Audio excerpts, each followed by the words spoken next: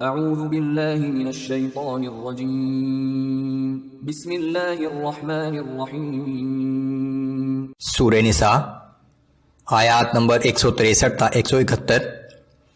پچھلی آیات میں اہل کتاب کا مطالبہ کہ آسمان سے لکھی ہوئی ایک کتاب اتار لائیں، یہاں وضاحت کہ رسول اللہ صلی اللہ علیہ وآلہ وسلم پر اسی طرح وحی بھیجی گئی ہے جس طرح ان سے پہلے تمام رسولوں پر بھیجی جاتی رہی۔ اللہ اور فرشتوں کی گواہی کہ یہ قرآن اللہ ہی کی جانب سے نازل کیا گیا۔ نصارہ کو تنبیہ کہ عیسیٰ علیہ السلام تو بس اللہ کے رسول ہیں اور ان کے بارے میں تثلیث کا دعویٰ نہ کرو۔ اعوذ باللہ من الشیطان الرجیم۔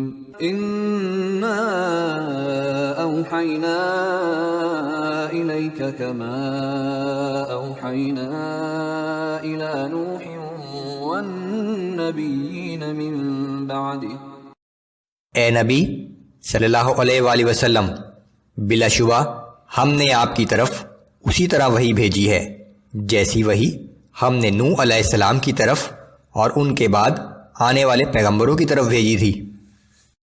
وَأَوْحَيْنَا إِلَىٰ إِبْرَاهِيمَ وَإِسْمَاعِيلَ وَإِسْحَاقَ وَيَعْقُوبَ وَالْأَسْبَاطِ وَعِيسَىٰ وَأَيُّوبَ وَيُونُسَ وَهَارُونَ وَسُلَيْمَانَ وَآتَيْنَا دَاوُودَ زَبُورًا۔ اور جیسی کہ ہم نے ابراہیم و اسماعیل اور اسحاق و یعقوب اور اولاد یعقوب اور عیسیٰ اور ایوب اور یونس اور ہارون اور سلیمان علیہ السلام کی جانب وہی بھیجی تھی، اور اسی طرح ہم نے داؤد علیہ السلام کو زبور عطا کی تھی۔ وَرُسُلًا قَدْ قَصَصْنَاهُمْ عَلَيْكَ مِن قَبْلُ وَرُسُلًا لَّمْ نَقْصُصْهُمْ عَلَيْكَ وَكَلَّمَ اللَّهُ مُوسَىٰ تَكْلِيمًا۔ اور ہم نے بہت سے ایسے رسول بھیجے جن کے واقعات ہم آپ کو سنا چکے ہیں، اور کچھ ایسے رسول بھی بھیجے جن کے واقعات ہم نے ابھی تک آپ کو نہیں سنائے، اور اللہ نے موسیٰ علیہ السلام سے تو بلا واسطہ گفتگو بھی فرمائی تھی۔ رسلا مبشرین ومنذرین لئلا یکون للناس علی اللہ حجة بعد الرسل وکان اللہ عزیزا حکیما۔ اللہ نے رسولوں کو جنت کی خوشخبری دینے والا اور جہنم سے ڈرانے والا بنا کر اس لیے بھیجا تاکہ ان رسولوں کی تشریف آوری کے بعد لوگوں کے پاس اللہ کے سامنے پیش کرنے کے لیے کوئی عذر باقی نہ رہے، اور اللہ تعالیٰ بڑا زبردست اور بڑی حکمت والا ہے۔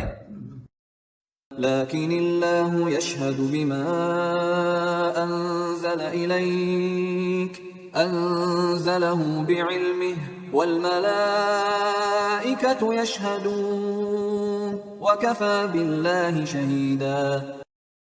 یہ لوگ مانیں یا نہ مانیں، لیکن جو کچھ آپ کی طرف نازل کیا گیا ہے اس کی بابت اللہ خود گواہی دیتا ہے کہ اسے اپنے علم خاص سے نازل کیا ہے، اور فرشتے بھی گواہی دیتے ہیں۔ در حقیقت صرف اللہ کا گواہ ہونا ہی کافی ہے۔ ان الذين كفروا وصدوا عن سبيل الله قد ضلوا ضلالا بعيدا۔ بے شک جو لوگ دین حق سے منکر ہوئے اور دوسروں کو بھی اللہ کی راہ سے روکا، یقیناً وہ گمراہی میں بہت دور نکل گئے۔ ان الذين كفروا وظلموا لم يكن الله ليغفر لهم ولا ليهديهم طريقا الا طريق جهنم خالدين فيها ابدا۔ بے شک جن لوگوں نے کفر اختیار کیا اور حق کو چھپا کر ظلم کیا تو اب اللہ تعالیٰ انہیں ہرگز نہ بخشے گا اور نہ ہی انہیں ہدایت کا راستہ دکھائے گا سوائے جہنم کا راستہ کہ جس میں وہ ہمیشہ ہمیشہ رہیں گے۔ وَكَانَ ذَلِكَ عَلَى اللَّهِ يَسِيرًا۔ اور انہیں یہ سزا دینا اللہ کے لیے بہت آسان ہے۔ يا أيها الناس قد جاءكم الرسول بالحق من ربكم فآمنوا خيرا لكم۔ اے لوگو، بے شک تمہارے پاس یہ رسول صلی اللہ علیہ وآلہ وسلم حق بات لے کر تمہارے رب کی طرف سے آیا ہے، تو تم ان پر ایمان لے آؤ، ایسا کرنے میں تمہاری ہی بہتری ہے۔